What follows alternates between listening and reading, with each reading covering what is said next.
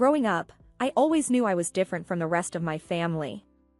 My name's Jenny, and I come from a long line of restaurant owners. My dad, Joe, is a big, loud man who runs our family restaurant with an iron fist. Mom, Linda, is his perfect partner, always busy managing the staff. Then there's my older brother, Mike, the golden boy, groomed to take over the business. I remember sitting at the dinner table one night, the air thick with the aroma of Dad's famous roast. Mom was going on about some new recipe they were trying out. "Jenny, you'll love this one. It's got that fancy herb you like." "What's it called again?" Mom asked, her eyes sparkling. "Thyme," I mumbled, picking at my food. Mike laughed from across the table, his mouth full. "Who cares about some dumb herb? Wait till you see the new grill Dad's getting for the restaurant. That's the real deal." Dad nodded, his eyes on me. "Speaking of the restaurant, Jenny, when are you gonna start taking an interest? You're not getting any younger, you know." I tried to make myself small in my chair. "I don't know, Dad. I like being outside, with the plants and stuff." Mom sighed, exchanging a look with Dad. "Plants? What are you gonna do with plants? You need a real job, Jenny. Something to fall back on." I remember feeling a knot in my stomach. It was the same conversation every time. No one in my family got it. No one except Grandma Rose. Grandma Rose lived in a small house on the outskirts of town, surrounded by the most beautiful garden I'd ever seen. She was different from my parents, gentle, patient, and she understood me in a way no one else did. I would often escape to her house, away from the endless talk of the restaurant. One day, I found her in the garden, her hands deep in the soil. "Jenny, dear, come help me plant these tulips," she said, her face bright with a smile. I sat down beside her, feeling the cool dirt on my hands. "Grandma, why don't Mom and Dad understand? I love this. I love being here with the plants." Grandma Rose wiped her brow and looked at me with those wise, old eyes. "Your parents just want what's best for you, Jenny. But they don't see the world the same way we do. There's magic in these plants, in the earth. It's okay to be different." I clung to Grandma Rose's words, even as the pressure from my family grew. Mike would often taunt me, calling me the gardener in a tone that made it sound like an insult. "Hey, gardener, you gonna plant some lettuce for tonight's salad?" he'd jeer, his friends laughing behind him. I'd just roll my eyes and walk away. I knew they didn't get it. They didn't see the beauty in a single leaf, the peace in a morning dew. But I did. And in those moments, with my hands in the soil, I felt like I was where I belonged. High school graduation was like standing at a crossroads, and I, Jenny, was about to take the road less traveled by my family. The house was buzzing with excitement over Mike's plans to join Dad at the restaurant. Amidst it all, I felt like a spectator in my own life. One evening, we were all gathered in the living room. Dad was going on about expanding the restaurant, his eyes gleaming with ambition. "Mike, you're going to be right at the heart of this," he said, clapping my brother on the back.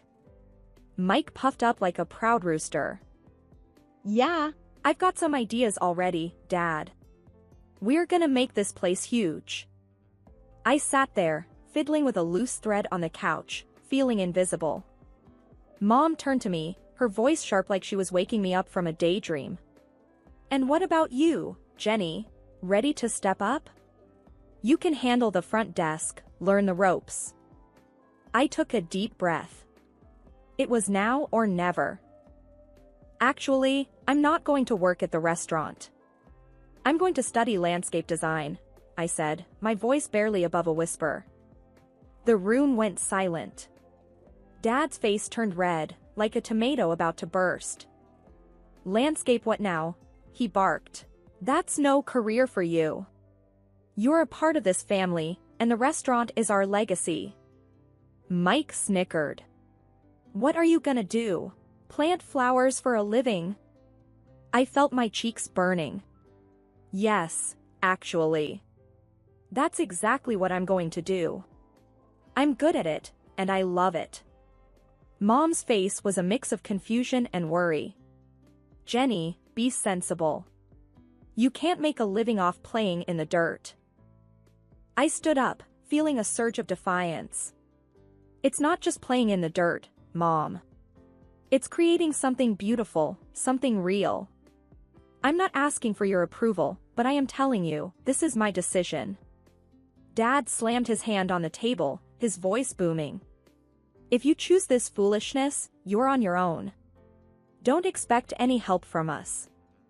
I felt a knot in my stomach, but my voice was steady. Fine, I'll do it on my own.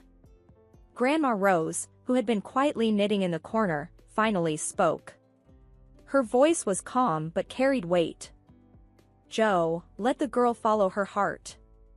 She's got a gift, and it would be a sin to waste it, she said, her eyes fixed on Dad. Dad let out a frustrated grunt, turning away. Fine, do what you want. But don't come crying to us when it all falls apart. I turned to leave the room, my heart pounding. Mike called out after me, his voice dripping with sarcasm. Good luck, Gardner. Let's see how far those flowers get you. Stepping into college life felt like diving into deep water.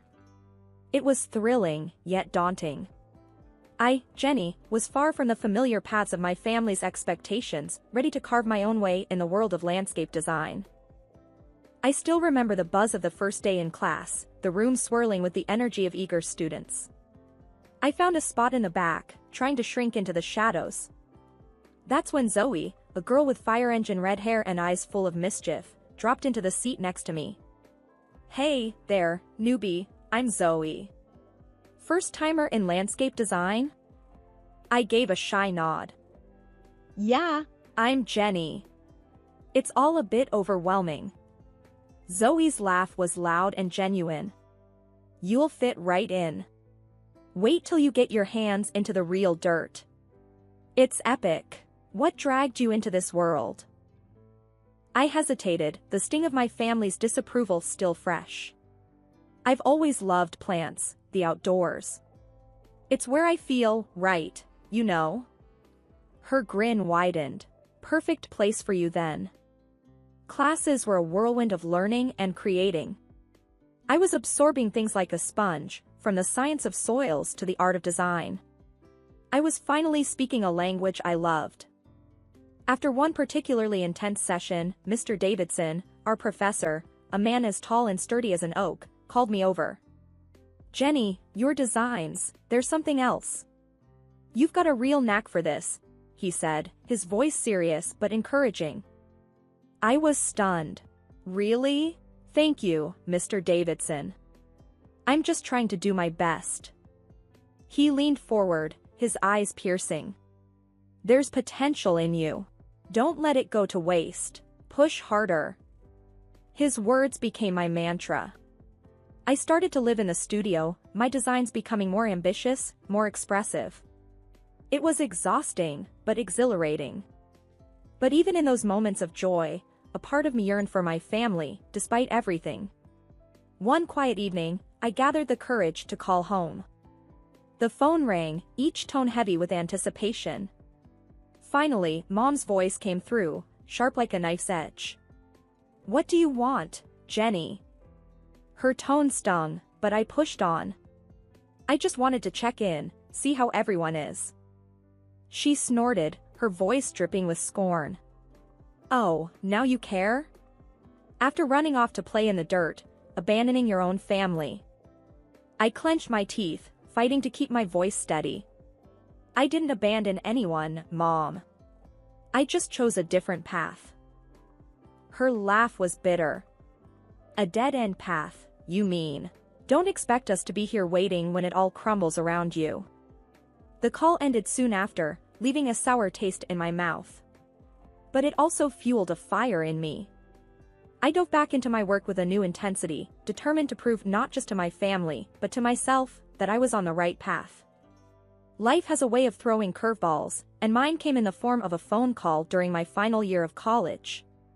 It was Aunt Clara, my mom's sister, her voice shaky and strained. "Jenny, it's about your Grandma Rose. She passed away last night," Aunt Clara said, her voice cracking with emotion. I felt the ground slip away beneath me. Grandma Rose had been my rock, the one person who believed in my dreams. Losing her felt like losing a part of myself.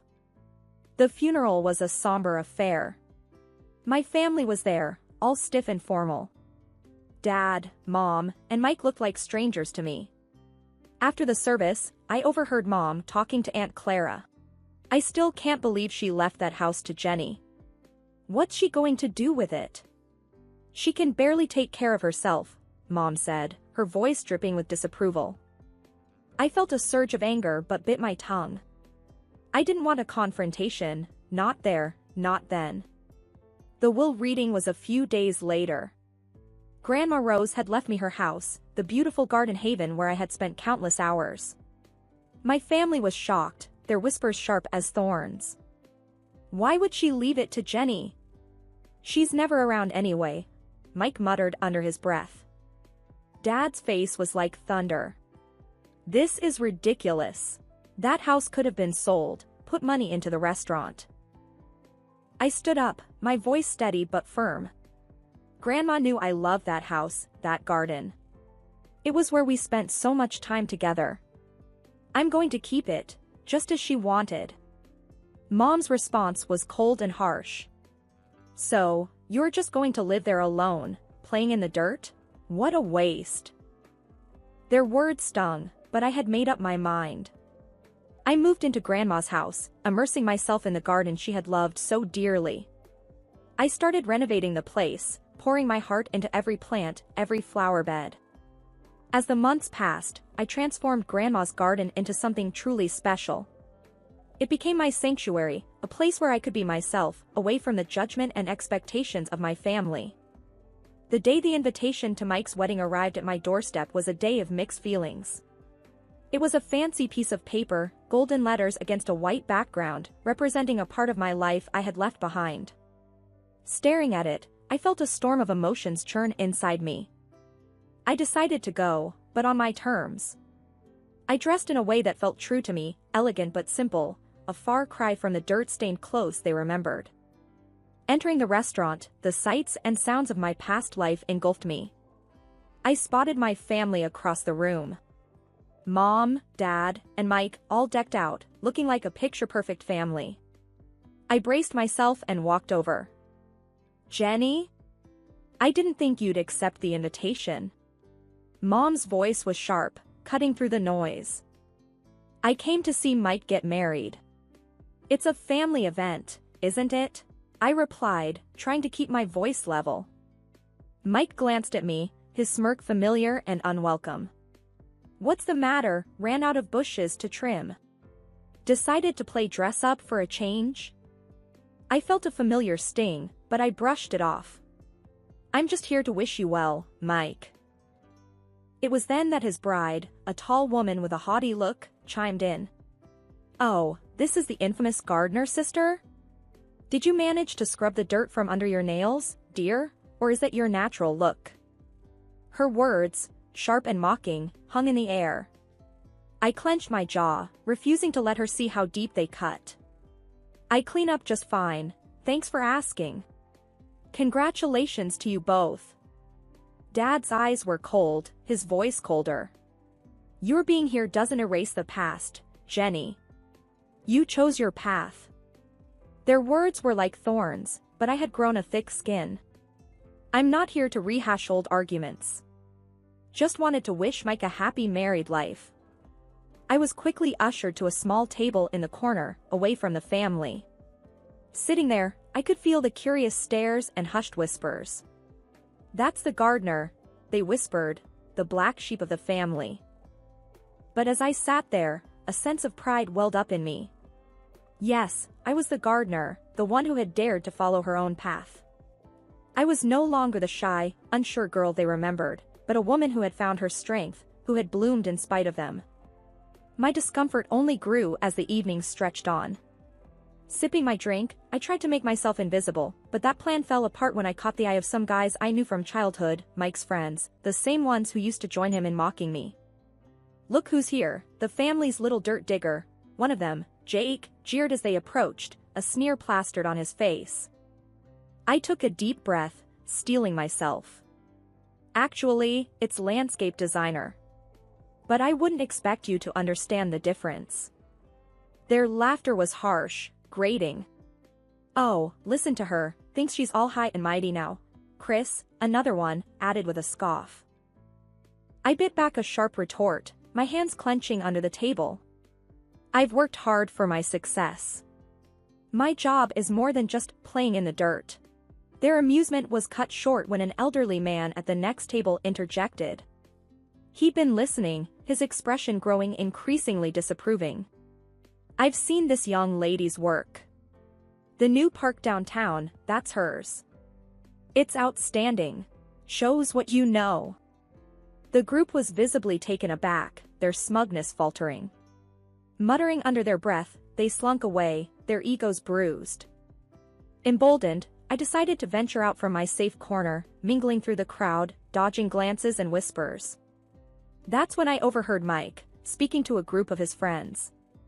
"She's always been the odd one, more into her plants than real work," Mike said, his voice laced with a mix of amusement and disdain. His friend laughed loudly. "Every family's got its black sheep, huh?" Their words were like a slap, raw and stinging. I walked away, my heart pounding, reminding myself their opinions didn't define me. As I weaved through the crowd, I bumped into my cousin Lucy, a quiet presence in our loud family. "Hey, Jenny. I've seen some of your designs. They're really something," she said, her voice sincere. I managed a small smile. "Thanks, Lucy. It means a lot, especially today." Lucy looked at me, her eyes understanding. "I never agreed with how they treated you. You're doing amazing things. I'm glad you stuck to your path." Her words were a small comfort amidst the thorns of the evening. We chatted briefly, a momentary respite from the tension. As Lucy drifted away, I returned to my corner, feeling the weight of the evening. The loud music, the clinking glasses, and the bursts of laughter around me felt like they were happening in a different world. I sat there, sipping my drink, longing for the celebration to end. The wedding night was winding down, its fancy aura overshadowed by my own tangled feelings. Just when I thought the night couldn't get any more surreal, the mayor, a distant relative of Mike's bride, took the stage for his speech. "Ladies and gentlemen, it's a delight to be here," he began, his voice booming across the room.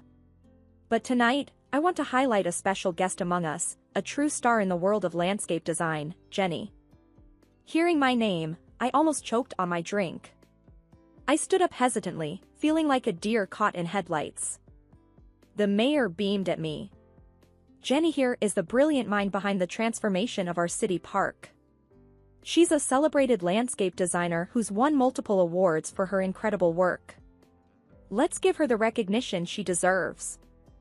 The room erupted into applause, a sound that felt foreign to me. I glanced at my family's table and saw them, their faces a mix of shock and embarrassment. Mike's bride leaned towards him, her voice dripping with disbelief.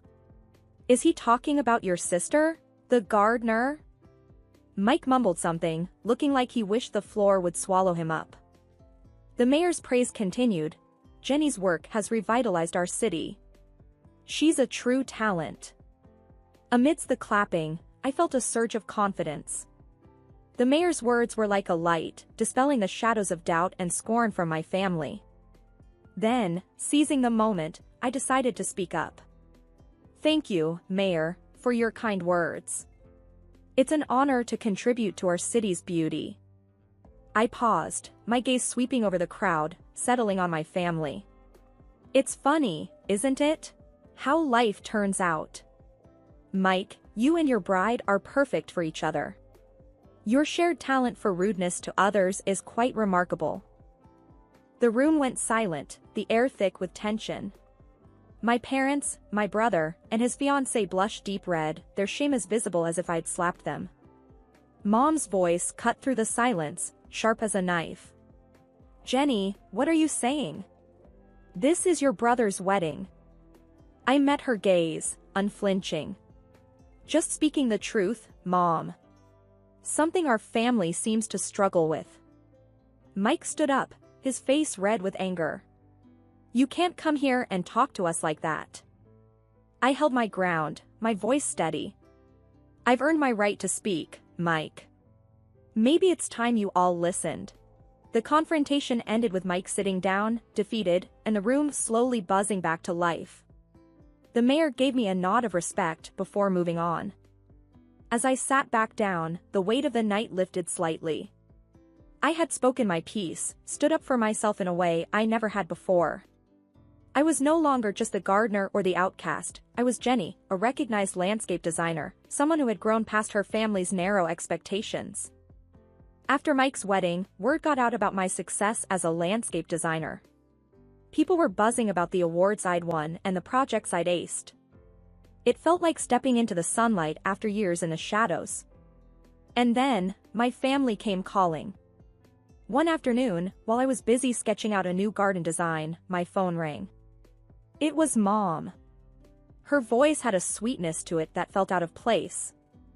Jenny, darling, we've been hearing so much about your work. Your father and I are so proud of you, she cooed. I raised an eyebrow. Really? That's a change of tune. There was a pause on the line. Well, we were thinking, maybe you could come over. We'd love to see you, catch up on things. I could almost hear the gears turning in her head. Catch up, or catch onto my bank account, I shot back. Mom's voice faltered. Jenny, that's not fair. We're family. The word family hit a nerve. Family? Like when you all but disown me for following my dreams. Seems like family matters when there's money in the picture. Before she could respond, I ended the call. I wasn't about to let them back into my life just because they smelled success. A few days later, there was a knock at my door. Mike was standing there, hands in his pockets, looking everywhere but at me. Hey, Jenny, can we talk? He mumbled.